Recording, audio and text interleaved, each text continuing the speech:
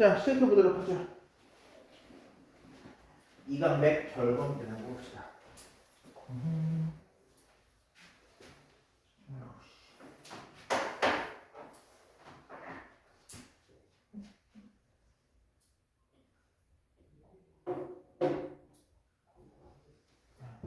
일단 얘들아, 결혼이라고 하는 거 갈래가 뭐야? 어디에 속해? 극에 속해. 그치? 극이라고 하는 게 뭔데? 연극을 하려고 쓴 대본이 극 아니야, 그치? 정확히 말하면 연극을 하기 위해 쓴 대본은 흐이곡이라고 불러. 편의상 극으로 분류하는 거지만 연극을 하기 위해 만든 대본을 흐이곡이라고 불러. 흐이곡이라고 하는 건 뭘로 나눠지냐면요, 흐이곡 장르라고 하는데, 이러한 흐이곡은 3요소, 3가지 요소가 있어. 뭐로 얘기할 수 있냐면요, 대사라고 얘기할 수 있고요, 지문이라고 얘기할 수 있고요, 해설이라고 얘기할 수가 있어요. 해설이 뭔데요? 해설은 흐이곡이 시작할 때 흐이곡의 첫머리에 나와 있는 뭐 인물들이라든지 무대 장치라든지 배경에 대한 간략한 설명들이야. 그러니까 예를 들면 아마 이렇게 되겠지. 지금 내가 수업하고 있는 장면을 흐이곡의 해설로 나타낸다면요, 뭐 강사는 뭐 책 칠판 중앙에 서 있다. 강사는 핸드폰을 저 절편에는 핸드폰을 설치하고, 무대에는 의자와 책상을 가득 채운다. 학생들은 듬성듬성 앉아 있다. 이런 식으로 흐이곡이 시작할 때 간략하게 상황 설정들을 해주는 것을 해설이라고 불러요. 그럼 지문은 뭔데? 일명 지시문이라고도 불리고요, 배우들의 행동이라든지 표정 같은 것들을 간단하게 지시한 역할을 하는 거예요. 그치? 예를 들어서 강사 분필을 들어올리며 이런 식으로, 강사 인상을 쓰며 이런 식으로, 학생 졸린 표정으로 이런 식으로 얘기해 주는 걸 뭐라고 불러? 지시문, 지문이라고 불러. 그치? 그리고 대사라고 하는 건 뭐야? 당연히 배우들의 말이 당연히 대사지, 그치? 그런데 대사라고 하는 건 또 마찬가지로 3가지로 나뉘어. 대사는 또 뭐로 나눠지냐면요, 첫 번째, 2사람 이상이 하는 대화로 나눠지고요, 두 번째, 한 사람만 아무도 없고 무대 위에 아무도 없고 한 사람만 있을 때 하는 독백으로 나눠지고요, 또 무대 위에는 여러 배우가 존재하지만 오직 관객들만 들을 수 있다고 설정되어 있는 방백이라고 하는 대사도 있어요. 예를 들어보자면 이런 거겠지? 두 사람이 얘기하는 거, 예를 들어 강사 배우와 학생 배우가 이러쿵저러쿵 얘기하는 거. 선생님, 그 주장 틀렸습니다. 저는 그런 해석 인정할 수 없어요. 라고 얘기하는 게 뭐야? 이런 게 대화야, 그치? 아니, 그거면 이거 이렇게 얘기하는 대화죠, 그치? 독백은 뭐야? 아무도 없는 상태, 무대 위에 아무도 없는데 강사 혼자 나와가지고, 애들 테스트 성적이 대박이구나, 좋댔다, 이렇게 얘기하는 게 독백이야, 그치? 방백은 뭐야? 방백은 우리가 이렇게 다 있는데, 배우들이 이렇게 다 올라와 있는데, 내가 너희들 테스트 성적을 보고, 와, 쉬쉬워, 애새끼들 테스트 성적이 이게 실화인가요? 진짜 이번 시험 해보다가 나 개망했네, 좋댔다, 이런 식으로 얘기하는 게 방백이야. 당연히 니네들은 이걸 못 듣는다는 설정이고, 오직 관객들만이 이 나의 방백을 들으면서, 내 말을 들으면서, 강사 배우가 지금 심리 상태가 많이 엉망이구나, 강사 배우가 지금 되게 힘든 상황이구나 라고 관객들만 눈치챌 수 있도록 얘기하는 것을 방백이라고 해. 이걸 왜 얘기하냐면요, 작년에 니네 학교에서 겁나 특이하게 이 대화, 독백, 방백을 직접 써보도록 하는 문제가 시험에 출제되기 때문이야. 정확히 말하면 대화에 대한 설명을 주고 바로 쳐놔. 독백에 대한 설명을 주고 바로 쳐놨어. 방백에 대한 설명을 주고 괄호를 쳐놨어. 대사의 3요소에는 이것이 있는데, 이것은 두 명 이상의 배우가 대화하는 거예요. 얘기하는 거예요. 이것은요, 한 사람의 배우만 얘기하는 거예요. 이것은요, 무대 위에 다른 배우들이 있지만 관객과 배우만 들을 수 있다고 약속된 대사예요. 이런 식으로 방백, 독백, 대화에다가 바로 쳐놓고 니네가 알아서 채워봐 라고 하는 서술형 문제, 서답형 문제가 출제되기 때문에 이 얘기를 잠깐 했어. 알았지? 나중에 나오더라도 끌지 말고 그냥 쓸 줄 알아야 돼. 오케이, 됐어. 넘어가가지고 이제 그럼 본격적으로 이 흐이곡이라고 하는 걸 한번 읽어보도록 하죠. 앞으로 흐리거리 남자가 등장하여 한 사기꾼의 이야기가 쓰인 이야기책을 관객 앞에서 낭독한다. 이야기책 속의 사기꾼은 외로움에 지쳐 결혼하고 싶은 빈털터리이다. 그는 부자로 보이도록 저택, 모자, 넥타이, 호사스러운 의복, 건장한 하인을 빌린다. 그러나 빌린 물건은 제각기 정해진 동안에만 사용할 수 있다는 조건이 붙는다. 남자는 이야기 속의 사기꾼이 되어 맞선을 보도록 한다라고 얘기했어. 이제부터 관객하고 이야기책 속의 사기꾼하고 같은 인물이라고 다른 인물이라고? 이제부터 남자가 이제 이 이야기책 속의 사기꾼이 돼가지고 여자하고 맞선을 보는 거야. 뭘 하려고? 결혼을 하려고 말이지. 우리는 이를 통해 뭘 알 수 있어요? 남자는 결혼을 하기 위해서는 뭐가 중요하다고 생각하는 인물이야? 정확히 말하면 외적인 조건이 필요하다고 생각하는 인물이야. 그치? 오케이. 남자는 외적인 조건이 필요하다고 생각하기 때문에 뭘 빌린 거야? 의복, 저택, 재산, 하인 이런 거 다 빌린 거 아니냐고. 그치? 남자는 맞선에서 만난 여자에게 사랑을 고백하고 하인은 중간중간 등장하여 남자에게서 물건을 빼앗아간다. 왜 남자한테서 물건을 빼앗아가는 거지? 돌려줄 시간이 됐으니까 안 됐으니까 이제 원래 주인한테 돌려줄 시간이 됐으니까 그 하인이 다시 가져가는 거겠죠. 이제 뭐 중요한 넘어가지고 전개 남자는 내가 할 테니까 여자는 니네가 돌아가면서 한번 해줘. 승원이부터 여자 시작. 왜들 보시죠? 씩씩거리면서 묻고 있다. 이게 지문이었지. 이번에는 넥타이가 내 목에서 떠나갔습니다. 넥타이가 왜 내 목에서 남자의 목에서 떠나간 거야? 돌려줄 시간이 됐으니까 안 됐으니까. 돌려줄 시간이 되었으니까.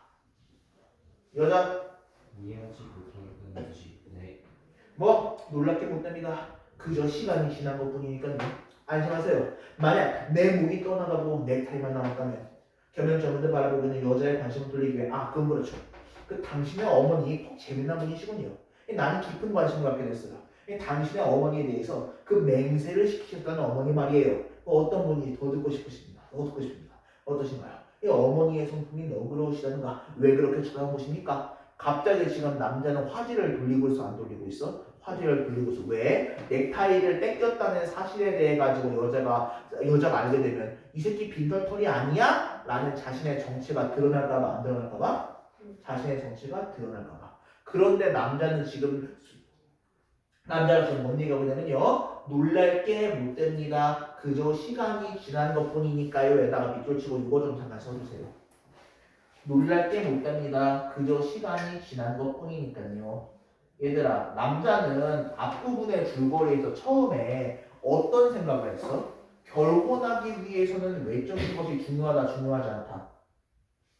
결혼에는 외적인 조건이 중요하다고 생각해서, 그렇지? 그러니까 지금 넥타이도 빌리고 옷도 빌리고 손도 빌린 거야. 저택도 빌리고 하인도 빌린 거잖아, 그치? 근데 지금 갑자기 여자한테는 무슨 얘기하고 있어? 놀랄 게 못 됩니다. 그저 시간이 지난 것 뿐이니까요 라고 말하면서 소유에 대해서 뭔가 깨달은 듯이 말하고 있어? 못 깨달은 듯이 말하고 있어? 깨달았어, 그치? 소유에 대한 깨달음을 얻었어. 하인한테 시간이 지나갈수록 계속 자기가 모든 물품들, 시계도 빼앗기고 구두도 빼앗기고 이렇게 해보니까 이렇게 여러 가지 물건들을 빼앗기다 보니까 소유라고 하는 것에 대한 깨달음을 남자가 갑자기 얻게 된 거야. 그렇구나. 모든 것은 시간이 지나면 어떻게 된다? 모든 것은 시간이 지나면 모든 것은 영원히 가지고 있을 수가 없어, 그치? 모든 것은 시간이 지나면 누군가에게 되돌려 주어야 돼. 시간이 지나면 소유하는 모든 것은 시간이 지나면 돌려주어야 함. 그게 누군지는 모르지만 사실 소유란 게 그렇지 않니? 얘들아, 내 지갑 안에 들어있는 돈 영원히 내 거야? 내가 죽어버리면 그 돈의 소유도 바뀌게 되지 않아? 누군가한테 그 돈이 가지 않니? 마찬가지야. 아무리 영원히 우리가 가지고 있을 수 있는 건 없어. 우리가 지금 당장 가지고 있는 돈이라든지 하는 것도 죽어버리면 다른 사람한테 가게 돼. 우리가 지금 가지고 있는 핸드폰 그거 부서져버리면 다시 누군가 뭐 중고로 팔아버리거나 또는 뭐 부서져버려가지고 버리게 되면 다시 누군가한테 가게 될 텐데 이런 식으로 영원히 가지고 있는 건 없고요. 모든 건 시간이 지나면 돌려줘야 된다는 것을요. 남자가 계속해서 빌렸던 무엇인가를 빼앗기는 과정에서 깨닫게 된 거야. 계속해보죠. 그리고 화제를 돌리려고 당신 어머니 참 재밌는 분이시네요 라고 얘기를 하고 있죠. 근데 여자는 아직도 남자가 화제를 돌리려는 것에 잘 넘어가려고 하지 않을 것 같아요. 여자한테 좀 얘기를 했습니다. 넥타이 그것은 관심 없습니다. 외배역 기자죠. 옆에와 구름 자세로 서 있는 사람을 చూ다. 그것도 만족하게. 여자는 그러니까 지금 이 상황에 대한 설명을 요구하는 거예요. 그치? 아니 갑자기 하인이 와가지고 넥타이를 바꿔서 가네. 그치? 네 그렇죠. 남북한의 주인을 덮치는 그런 나에게 난 관심 없습니다. 오히려 전 당신 어머니의 성품이 너그러우신지. 하지만 저는 입을 다물어버린다. 왜 여자가 입을 다물어버린 거야? 뭐 하려고? 설명을 요구하려고. 그치? 이 말도 안 되는 상황에 대한 설명을 요구하려고 아예 입을 다물어버린 거야. 네 알겠습니다. 뭐 빼앗긴 물건인가 빼앗긴 물건이 문제가 뭔데요. 그야 되돌려받기 어렵진 않습니다. 하인의 큰 소리로 여봐 가져와. 묵묵부답한 하인 까치발을 입고 일어나서 그에게 속삭인다. 뭐라고 속삭였을까? 시간이 돼가지고 못 빌려줘 이렇게 속삭이지 그치? 가져간 거 그 5분만 더 빌려줘. 하인 대답이었다. 딱 5분만 더. 야 사전화도 안 될까? 응? 반갑다. 그래 좋아 좋다고. 모래오가니 나더러 잘해보라고 그럽니다. 남자 관객석을 투덕투덕 걸어다니다가 넥타이를 맨 남성 관객 앞에 탁 앉는다. 남성 관객 앞에 앉아가지고 이제 말을 걸 거야. 그치? 뭐라고 말을 거냐면요. 그래요. 저 인정사정도 없는 하인이 나더러 잘해보라고 그런 말은 하지 않았습니다. 하지만 말입니다. 난 그래요. 이 기죽을 필요 없는 겁니다. 그렇잖아요? 도대체 지가 뭐라고 그거 심부름이라는 주제에 속이 좀 상합니다만 그야 뭐 당신한테 말해보나마나 마찬가지겠고 그쵸? 이 당신 넥타이가 참 좋습니다. 이 정말 좋아요. 이 아름다운 색깔 기막히게 멋진 무늬 딱 5분만 빌립시다. 정확하게 5분만요. 더 이상 안 어릴게요. 빌려주시려니까 남성 관객으로부터 넥타이를 빌려 착용하며 고맙습니다. 빌린 동안에는 소중히 다루겠어요. 사실 이건 내 것이 아니라 당신 거니까 말이에요. 빌린 동안에는 소중히 다룰게요. 사실 이건 내 것이 아니라 당신 것인데 그래도 혹시 모르죠. 아마 당신도 누군가에게서 빌려온 건지 모르겠군요. 에다가 각과로 한번 쳐줍시다. 고맙습니다. 빌린 동안에는 소중히 다룰 겁니다. 사실 이건 내 것이 아니라 당신 것인데 혹시 모르긴 하죠. 당신도 누구에게서 빌려온 건지는 여기 되게 중요한 구절들이 있어요. 나도 잠깐만 영상으로 보는 친구들에게 잠깐 적어줘야겠다. 빌린 동안에는 부터요. 이거 어떻게 적어야 잘 적을 수 있지? 빌린 동안에는 부터요. 그 다음에 누구에게서 빌려온 건지는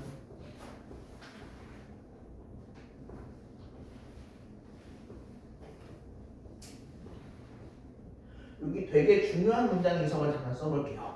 뭐가 중요하냐면요. 일단 첫 번째 남자는요 자기가 빌린 걸 어떻게 다루겠다고 얘기하고 있어요? 소중하게 다루겠어요 라고 얘기하고 있어. 그치? 왜? 처음부터 누구 것이 아니니까? 내 것이 아니니까. 내 것이 아니니까 소중하게 다룰게요. 빌린 것이라고 해가지고 허투루 다루는 게 아니에요. 빌린 것일수록 어떻게 다뤄야 돼? 소중하게 다룬다는 뜻이에요. 첫 번째, 빌린 것일수록 소중하게 다뤄야 돼. 두 번째, 당신도 누구한테서 빌려온 건지는 모르죠. 즉 세상 모든 것은 다 뭐인 거야? 이 세상의 모든 것은 소유가 아니라 빌려온 것이다 라고 생각하는 거야. 그치? 첫 번째, 빌린 것은 소중히 다뤄야 돼요. 빌린 것은 소중히. 두 번째, 모든 것은 빌린 것이. 당신의 넥타이도 빌린 것일지도 몰라. 세 번째, 이건 그 내용적인 측면을 떠나가지고 형식적인 건데요. 이런 식으로 관객한테 말을 거는 거 있잖아. 갑자기 관객한테 다가가가지고 당신 넥타이 멋있네요. 빌려도 될까요? 이런 식으로 관객한테 말을 걸면요. 관객들한테 어떻게 할 수 있어? 극중 참여를 유도할 수 있어 없어? 관객들에게 극중 참여를 유도할 수 있어. 세 번째, 관객들의 참여 유도.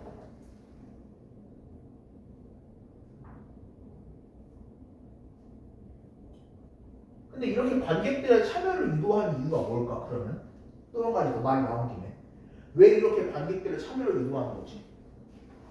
관객들한테 뭘 더 확실하게 알려주기 위해서? 이 연극의 주제를 확실하게 알려주기 위해서 이렇게 관객들을 끌어들이는 방법을 사용한 거야. 이 모든 것이 뭐 때문이라고? 그냥 우리 이거 재밌는 경험을 주려고? 아니야. 뭐 하려고요? 주제를 확실하게 전달하려고. 주제를 확실하게 전달하기 위해서 이런 식의 말투를 쓴 겁니다. 아무튼 잘 사용하고 돌려드리겠어요. 자, 그럼 당신의 시간 주고 난 이만. 남자 급한 걸음으로 여자에게 돌아. 왜 급한 걸음으로 돌아가? 시간이 흐르면 돌려줘야 되니까. 어때요 이젠? 여자? 네, 당신도 멋진 분이세요. 오케이, 여자 넘어가가지고 채윤이 웃으며 멀려. 멀려. 멀려. 아니 정말 그래 너무. 네가 어째요?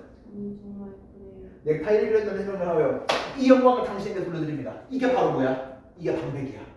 넥타이를 돌려준 남성에게 이 영광을 당신에게 돌려드립니다. 누구하고 누구만 알아들을 수 있어?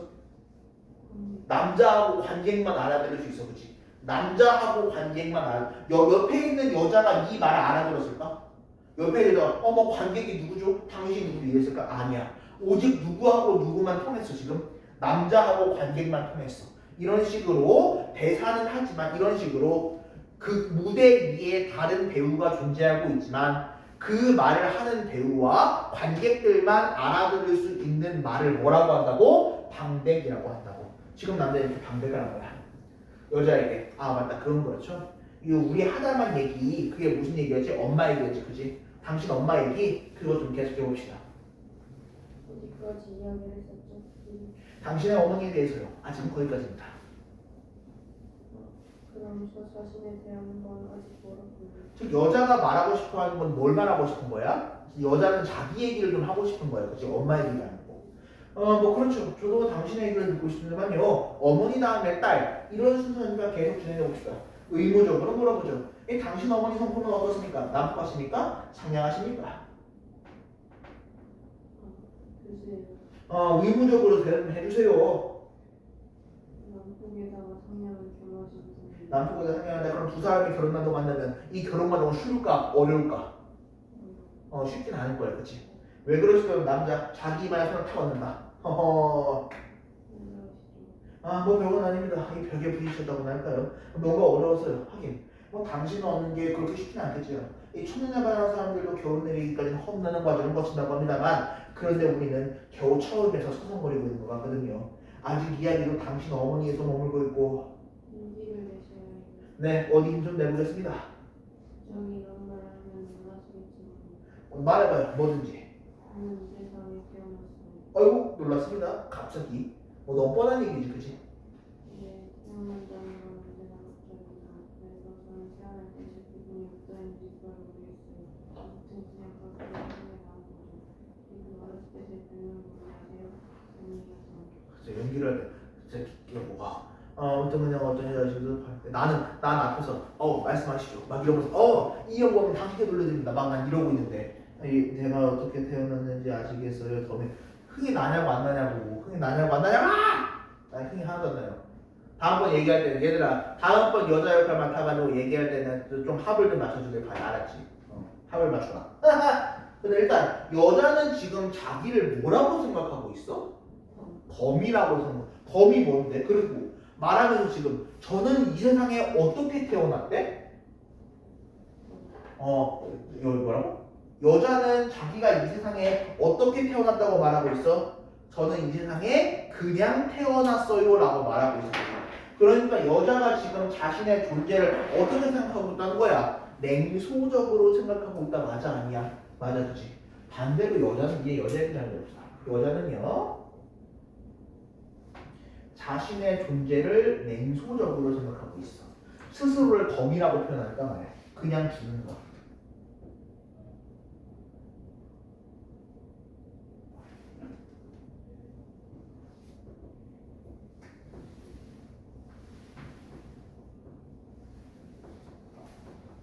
전 덤이에요.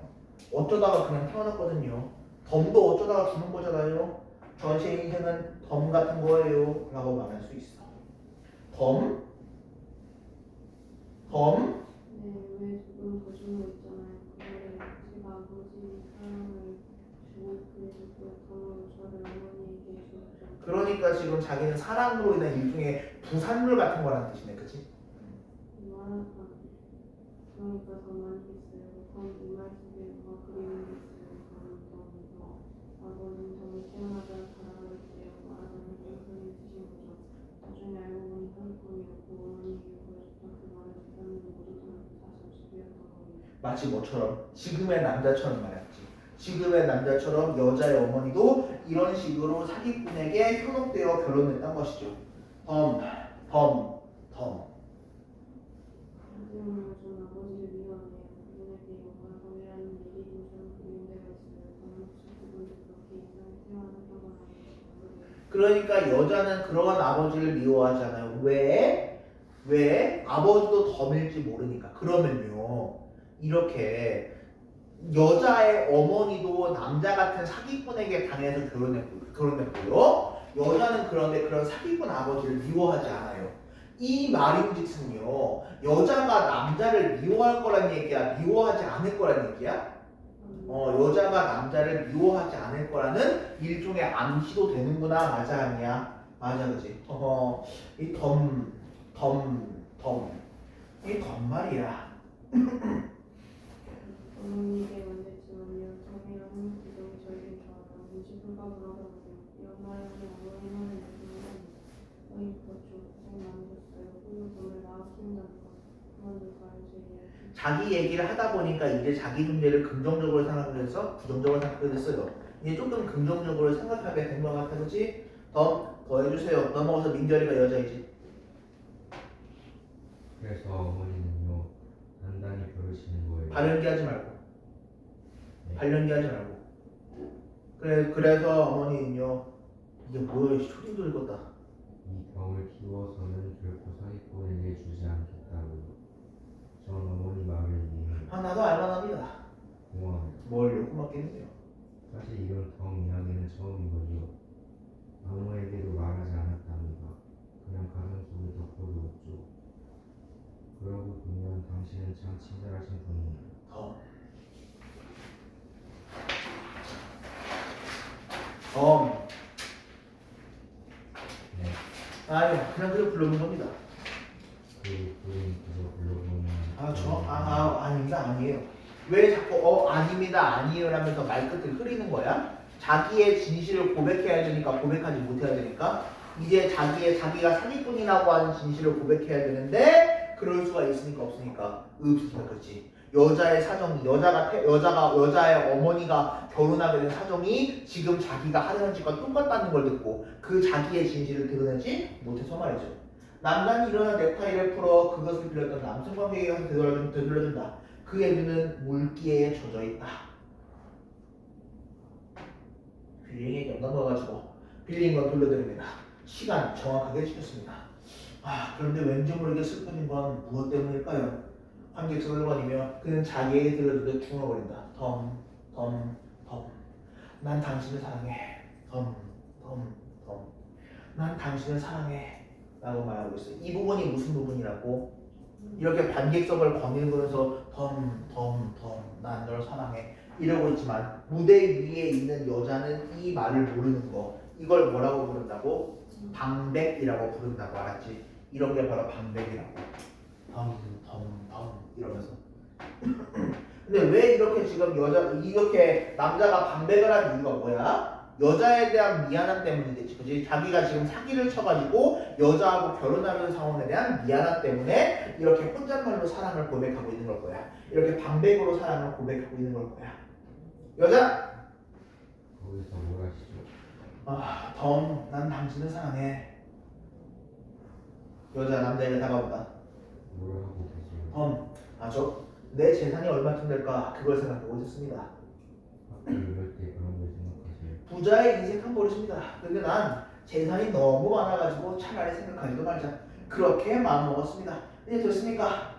여자, 남자의 어깨에 기댄다. 즉 덤 얘기 이후 남자와 여자는 사이가 가까워져서 멀어졌어? 그럼 가까워졌어. 사이.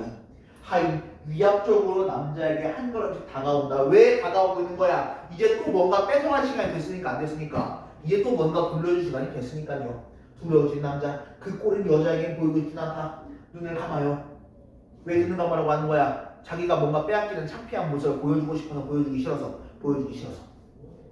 여자 난 지금 행복합니다. 저도 행복해요. 하인 남자에게 덤벼든다. 소지품들을 호주머니를 뒤져서 소지품을 몽땅 털어간다. 마찬가지로 시간이 지났다는 얘기겠지. 이번엔 자질구레한 여러 가지 것들이 떠나가거든요. 근데 난 자꾸만 행복해지고 있습니다. 왜? 자신의 물건을 빼앗겨도 뭐가 있으니까? 여자와의 사랑이 깊어지고 있으니까 난 이게 너무 행복한 거야 라고 얘기하고 있는 거네요. 그렇습니다. 여러 가지 것들 헤아릴 수 없이 수많은 그것들이 떠나갔습니다. 뭐 놀랍고 못되지요. 그저 시간이 지난 것뿐이니까요. 어떤 나무는요 가을이 되자 수천 개의 이파리들을 몽땅 되돌려주고도 아무 소리가 없습니다. 나는 고양이 한 마리를 길러봤습니다. 고양이는 차츰 늙어가고 그래서 시간이 다 지나가자 그 생명을 돌려주고도 태어났습니다. 마찬가지로 시간에 따라서 자기가 소유했다고 생각했던 것들이 자연스럽게 사라지는 거 보여주고 있어 안 보여주고 있어 그지. 나무에게 가장 중요한 이파리, 생명에게 가장 중요한 생명마저도 시간이 다 되니까 의연하게 그냥 자연스럽게 돌려주는 거야 그지. 남자는 바로 이러한 깨달음을 이 과정을 통해서 얻었다. 소유한 모든 것들은 빌린 것이며 시간이 지나면 돌려주어야 한다 라고 하는 인식을 얻게 된 거죠 라고 얘기했어요. 그 다음에 난 뭔가 진실한 말 한 것 같아요. 그래요. 나 이제 자랑거리 하나가 생겼습니다. 그 진실을 알았다는 것, 나에게는 그게 유일한 자랑이 될 겁니다. 그 진실한 게 바로 뭐죠? 이 소유의 진정한 의미에 대한 깨달음을 얘기하는 것이죠. 원래부터 우리가 영원히 가지고 있는 건 있어 없어? 없어. 모든 것은 시간이 지나면 돌려주어야 돼. 왜? 그것들은 다 무엇이니까? 잠깐 빌린 거니까. 우리가 가진 모든 건 다 빌린 것들이야. 언젠가 시간이 지나면 다 돌려주어야 돼. 이 중요한 깨달음을 남자는 이렇게 무엇인가를 빼앗겨보는 경험들을 통해서 알게 되었단다. 이제부터 여자 도영이 한번 해보세요. 시작. 너무 겸손하신 자랑이에요 하는데. 뭘요? 그런데 당신에게 뭐 자랑거리가 없으십니까? 봅시다. 어디 남자와 함께 의자로 들어간다. 의자 위에 놓여있는 핸드백을 열고 그 속에서 얼굴만은 커다랗게 찍은 사진을 습장을 꺼낸다. 하인 시계를 보더니 의자 위에 놓였던 남자의 모자를 냉큼 집어가 또 시간이 지났다는 얘기겠죠. 이번엔 모자가 의자에서 떠나갔네요. 여간 다행이군요. 이 모자는 작고 의자는 큽니다. 만약에 의자가 모자에서 떠나간다면 이 얼마나 큰 손실이겠습니까? 라고 말하면서 자신의 상황을 긍정적으로 만들어내고 있어요. 여자? 뭔데 그게?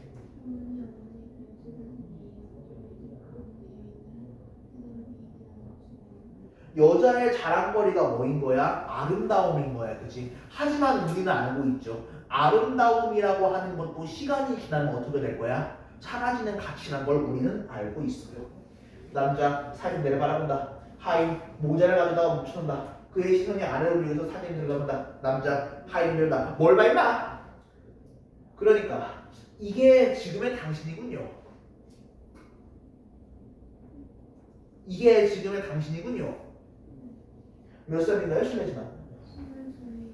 지금의 여자는 젊은 상태네. 22 꽃다운 나이군요. 남자 다음엔 여자 어머니의 사진을 얼굴에 대본다. 시간이 좀 지났습니다. 그럼 어떻게 됐죠? 이제 이 얼굴이 당신이란 말이에요. 몇 살이십니까? 목소리가 지금 조금 쉰 목소리 같은데 그치? 왜? 시간이 흘렀으니까 안 흘렀으니까. 이제 22살의 꽃다운 나이에서 45살의 중년이 되었다고 하는 것. 목소리로 지금 시간의 경과를 표현해주고 있는 거야. 45살 뭐 중년 부인이시군요. 남자 이번에 할머니의 사진 얼굴에 대본다. 시간이 더욱 지났습니다. 이젠 이 얼굴이 당신입니다. 몇 살이시죠? 마찬가지로 목소리를 통해서 시간의 경과를 표현하고 있는 거죠. 뭐 70살이 넘으셨다. 늙으셨군요. 남자 얼굴에 대었던 사진들을 탁상 위에 내려놓는다. 재미난 놀이를 해봤죠? 재미난 놀이 바로 그 재미난 놀이가 뭐야?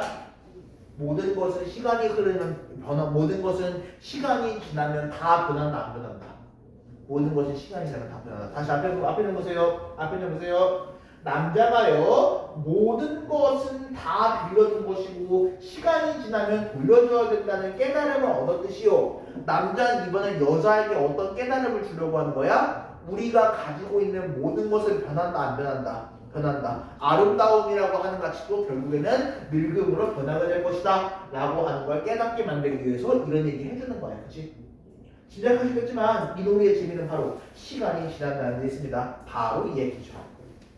여자에게 모든 것은 시간이 흐르면 변화한다고 하는 것을 깨닫게 하기 위해서 여자에게 모든 것은 시간이 지나면 변화한다는 진리를 깨닫게 하기 위해서 지금 이 논리를 남자가 한 거야.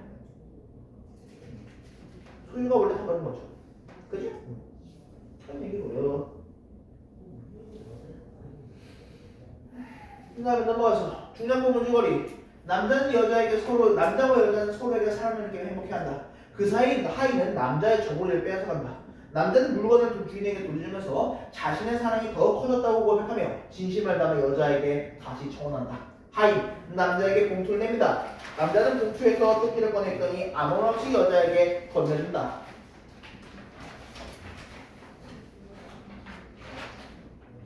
이번 여자 서인이가 보자.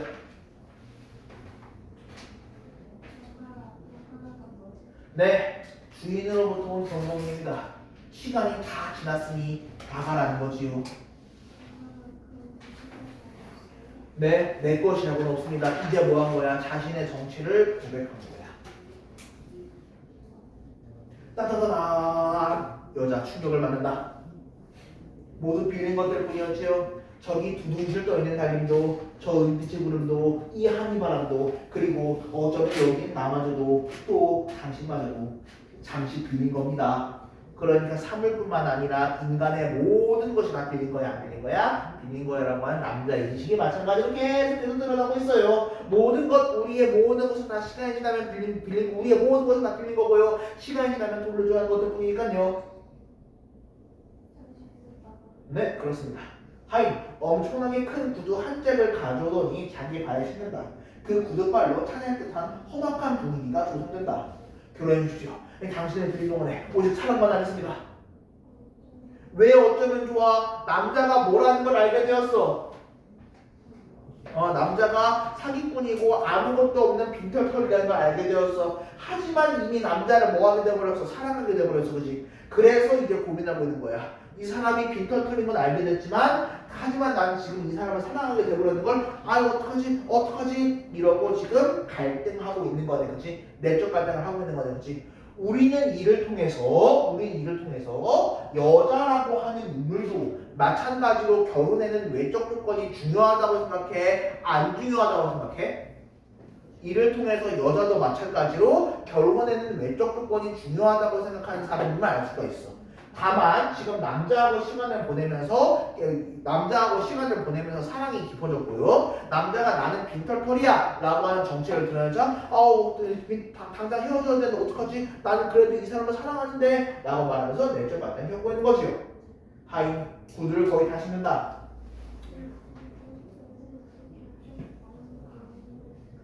글쎄 그건 탁상 위에 사진을 쓸어모아 여자를 주면서 이것을 보여드립시다.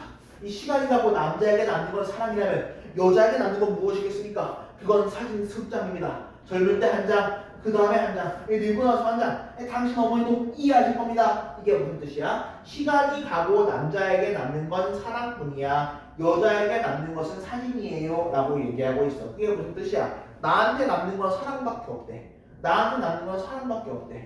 외적인 요소는 시간이 지나면 변한다 안 변한다? 변한다. 하지만 내 마음속에 사랑은 영원할 거다 안 영원할 거다 계속 남아있을 것이다 라고 말하면서 자기의 사랑을 지금 고백하고 있어요.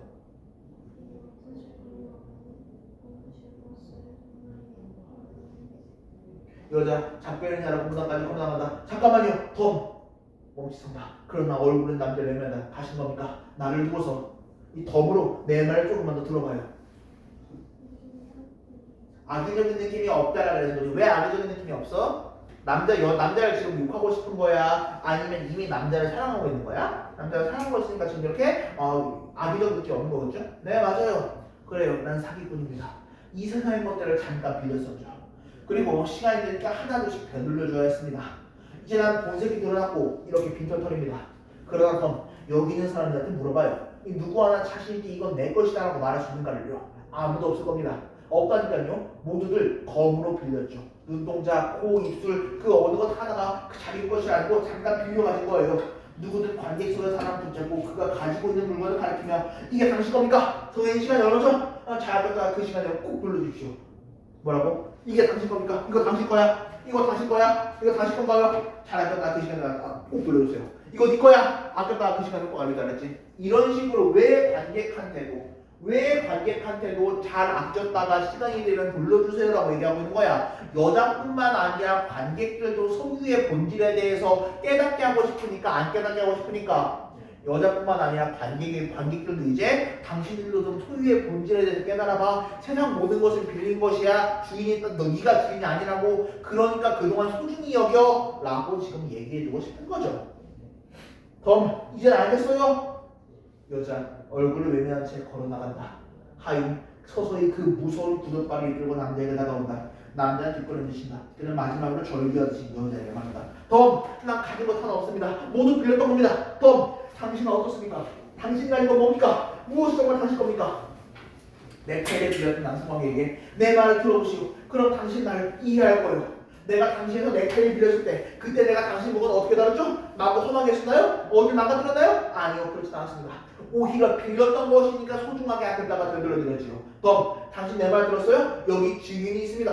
이 증인 앞에 서지만 내가 이 세상에서 덤 당신을 빌린 동안에 아끼고 사랑하고 그랬다가 언젠가 그 시간이 되면 공손하게 되어질 테요. 덤, 내 인생에서 당신 나의 소중한 덤입니다. 덤. 자, 이제 덤이라고 하는 말의 진짜 의미를 알게 된다. 자, 남자는요 아까요 세상 모든 것은 무엇이라고 얘기했어? 빌린 것이다. 내가 소유하고 있는 건 있다 없다? 내가 소유하고 있는 건 없다라고 얘기했어요. 그러면 이러한 의미에서 이러한 남자가 깨닫게 된 소유의 본질이라는 의미에서 착안해 본다면요 무엇인가를 소유한다면 그것도 뭐인 거야? 무엇인가를 소유하는 것이야말로 한 글자로 무엇이다? 덤이다라고 얘기하는 거야. 남자가 얻은 깨달음에서 남자가 얻게 된 이러한 소유에 대한 깨달음에서 착안하자면요 여자가 말한 자신의 존재는 덤이에요 라고 하는 의미는요 사실 아마 이런 얘기를 가지고 있을 것 같아요. 무슨 의미냐면요 모든 소유는 사실 덤이에요 라고 하는 거.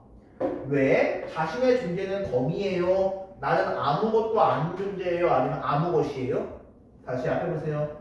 여자는 지금 아까 여자는 자신의 존재를 덤이라고 얘기했어. 왜 자신의 존재는 덤이라고 얘기했어? 그냥 태어난 거예요. 아무 의미 없이 주는 거 말이에요 라고 얘기해서 그렇지. 즉 여자가 보는 덤은 아무 의미가 있는 거야 없는 거야? 아무 의미가 없는 거야. 남자도 마찬가지로 이렇게 소유에 대한 자신의 깨달음에 착안해가지고 소유라고 하는 건 사실은 아무 의미가 있는 거다 없는 거다.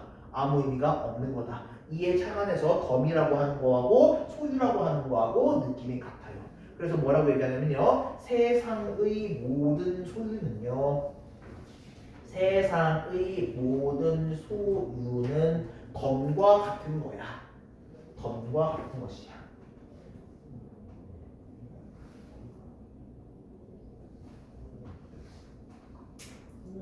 이라고 하는 게 바로 남자가 보여주고 있는 덤에 대한 인식입니다. 세상의 모든 소유는 덤이나 마찬가지예요. 세상의 모든 소유는 덤이나 마찬가지예요 라고 하는 거. 그런 것들.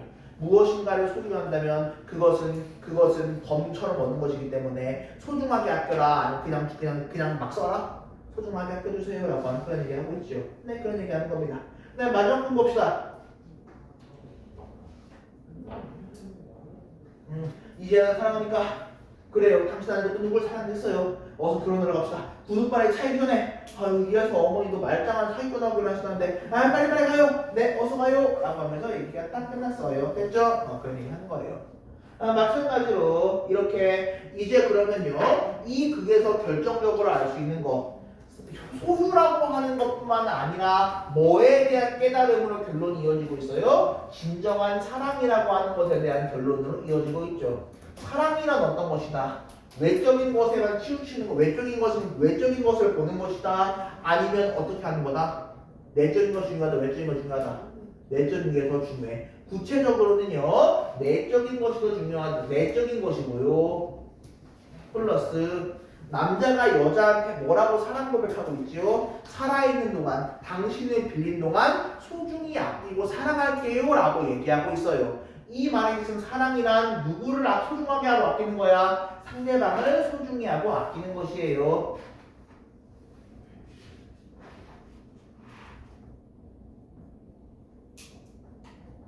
이라고 하는 사랑에 대한 깨달음까지, 사랑에 대한 어떤 진정한 의미까지 지금 얘기가 지금 나아가고 있어요 라고 하는 거죠. 그죠? 결국은요, 여자하고 남자하고 마찬가지로 처음에는 결혼에는 외적인 조건이 중요하다고 생각했어. 그런데 남자가 먼저 소유에 대한 소유나 사랑에 대한 깨달음을 깨달았고요. 여자도 마찬가지로 이러한 남자로부터 깨달음을 얻게 되는 거. 이게 바로 이 결혼이라는 거의 가장 중요한 특징입니다. 좋아요. 그럼 이제 뒷부분에 나와 있는 요 빈칸들, 요 아랫부분이랑요, 한 페이지 넘기면 나와 있는 이 뒷부분의 빈칸들, 지금 한번 채워보고 얘기 한번 해보도록 합시다. 좋아요. 5분 동안 지금 한 5, 6분 동안 한번 빡세게 한번 채워보세요. 시작! 5, 6분 동안 빡세게 한번 채워봅시다.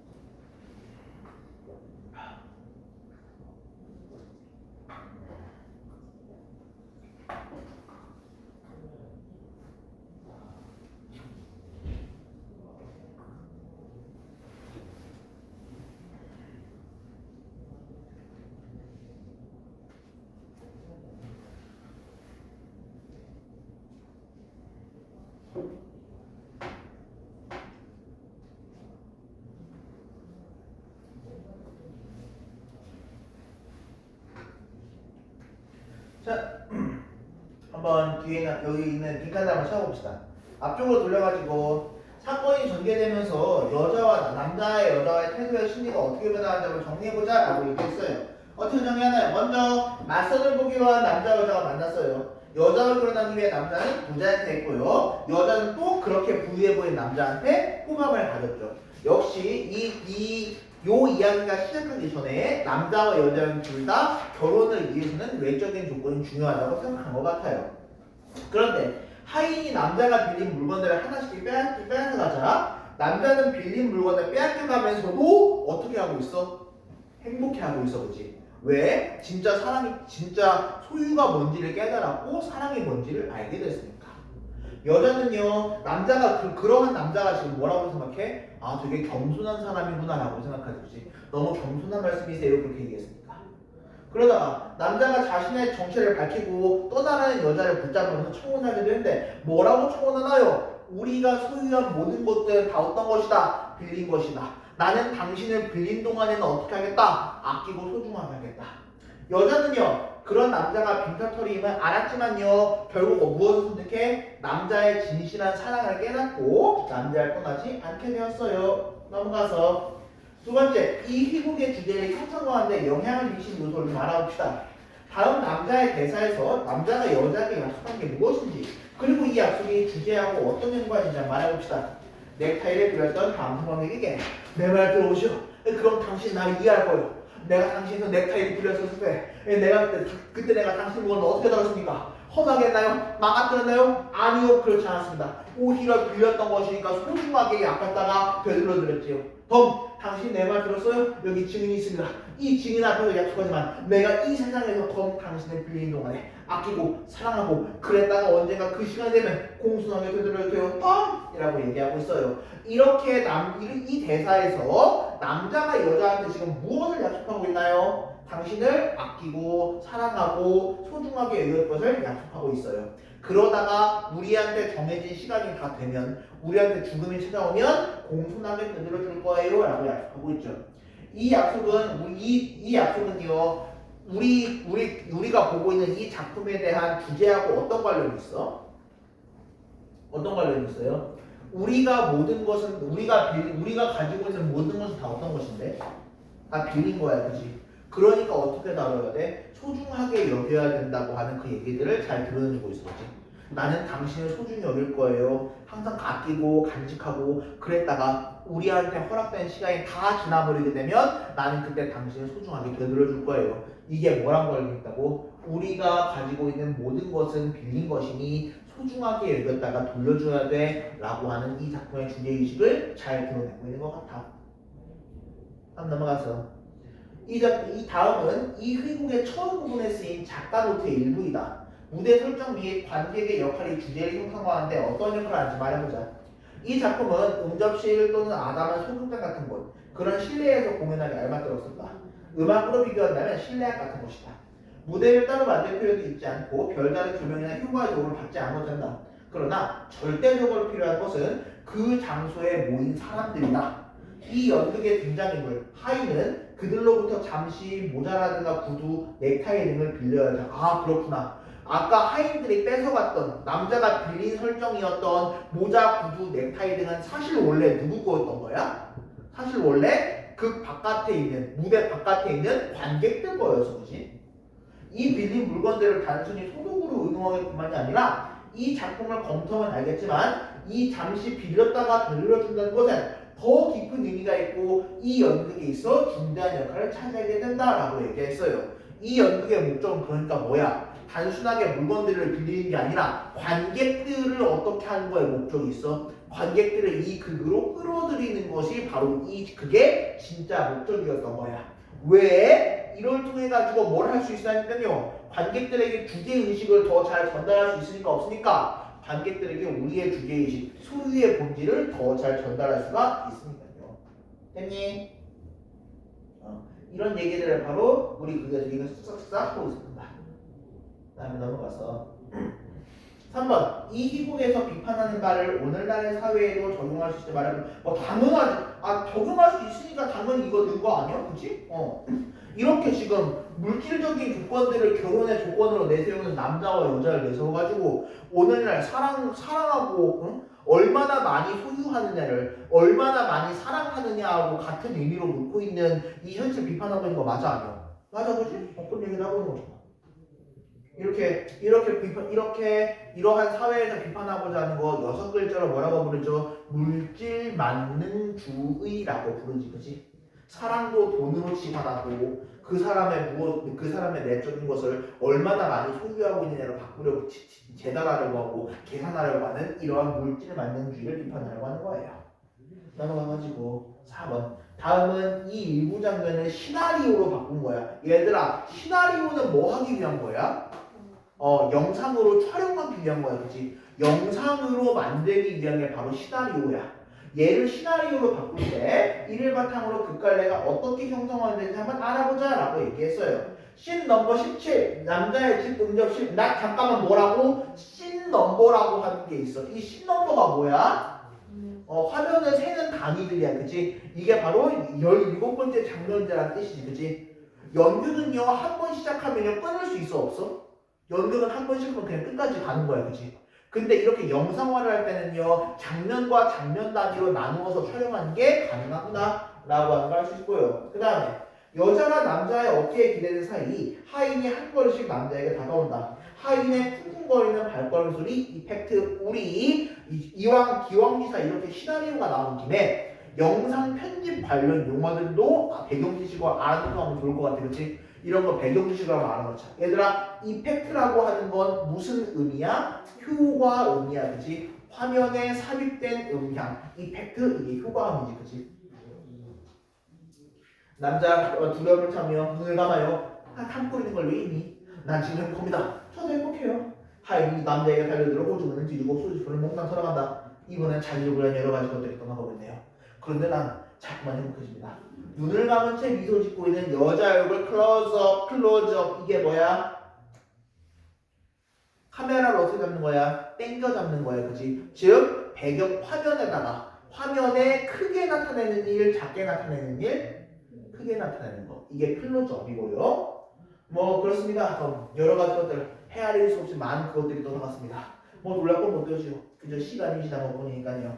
인서트 가을에 낙엽진 나무. 인서트가 뭐예요? 장면과 장면 사이에 다른 장면을 끼워 넣는 거. 장면과 장면 사이에 다른 장면을 끼워 넣는 거. 지금 인서트를 한다면 지금 이 화면에는 지금 우리의 TV 화면에는 뭐가 떠올라야 돼? 가을에 낙엽지는 나무 화면이 뿅 올라와야 돼, 그렇지? 가을에 나무에서 낙엽지는 장면이 뿅 나와야 돼. 어떤 나무는요, 가을에 대한 수천 개의 이파리들을 몽땅 두드려주고도 아무 소리가 없었습니다. 인서트. 이번에는 늙은 고양이가 숨을 거두는 모습을 보고 있는 남자. 화면에는 지금 뭐가 나와야 돼? 고양이가 지금 죽어가고 있는 장면이 나와야 되는 거야, 그치? 난 고양이 한 마리를 길러봤어요. 고양이는 차츰 늙어지고 그래서 시간이 다 지나가자 그 생명을 돌려주고 태어났죠. 덤. 난 뭔가 진실한 것 같습니다. 그래요. 난 이제 자랑거리가 생겼어요. 그런 진실을 알았다는 것 나에겐 그게 유일한 자랑이 될 겁니다. 남자의 목소리 점점 작아지는 디졸브. 디졸브가 뭐야? 한 화면이 점점 투명하게 사라지면서 다른 화면이 점점 나타나는 것을 디졸브라고 해. 하나의 화면은 사라지고 하나의 화면은 점점 나타나면서 화면을 교차하는 방법을 디졸브라고 해. 한 화면이 점점 사라지고요. 한 화면이 점점 나타나면서 화면을 교차하는 법. 장면을 전환하는 방법을요. 디졸브라고 얘기합니다. 알았죠? 좋아요. 그럼 이렇게 시나리오를 결혼하고 비교해서 읽어보니까 희곡하고 시나리오를 각색하는 과정에서 어떤 점이 달라졌어요? 첫 번째, 일단 먼저 씬이라고 하는 구성 단위가 생겼어, 안 생겼어?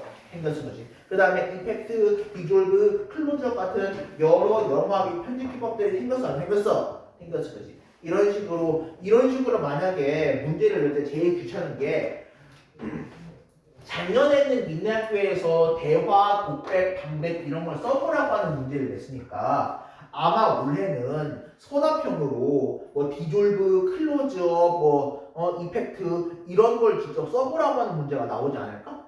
그지? 작년에는 작년에는 그 회복 용어들에 대한 문제가 나왔고요. 이번에는 시나리오에 대한 문제가 나오지 않을까 하는 게 나의 예감. 내 예감이 그래.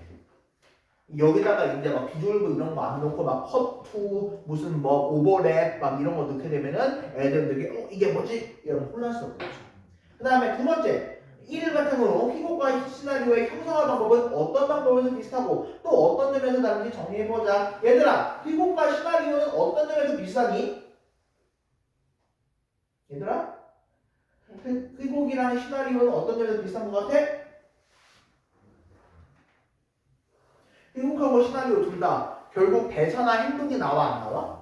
희곡하고 시나리오는 결국 인물의 대사나 행동으로 전개하는 인물의 대사나 행동으로부터 시작된다는 점에서 이런 공통점이 있지, 그치? 반면에 차이점은 뭔가요? 희곡은 어때? 희곡은 무대 상연을 전제로 하는 게 희곡이에요.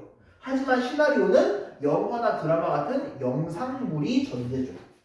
그 다음에 희곡은요 연극이기 때문에 연극의 구성 방인 막이나 장 같은 게 있고요. 시나리오는 영상 촬영이기 때문에 씬이라고 하는 걸 구성 단위로 삼죠.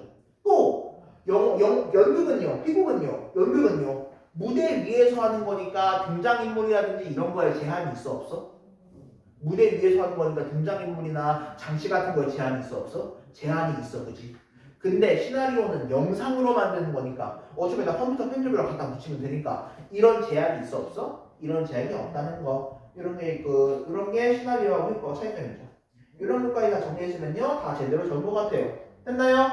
오케이, 됐어. 좋아요. 자, 그럼 이제 5분 45분이니까 시간 얼마 남았네. 오케이, 45분이니까 5분 쉬시고요. 오늘 뒤에 있는 오늘 했던 내용들 다 정리해 보셔도 좋고요. 오늘 뒤에 있는 오늘 뒤에 있는 뭐 표준 반응법들 정리해도 좋고, 오늘 필기 정리해도 좋고요. 또는 뭐 현장 과제해도 좋고요. 일단 과제물들 받으시고, 과제물들 5분 쉬고요. 50분부터 과제물이든 본교재든 뭐든 펼치시고, 오늘 공부 한번 정리해 봅시다. 알았죠? 좋아요. 됐어요.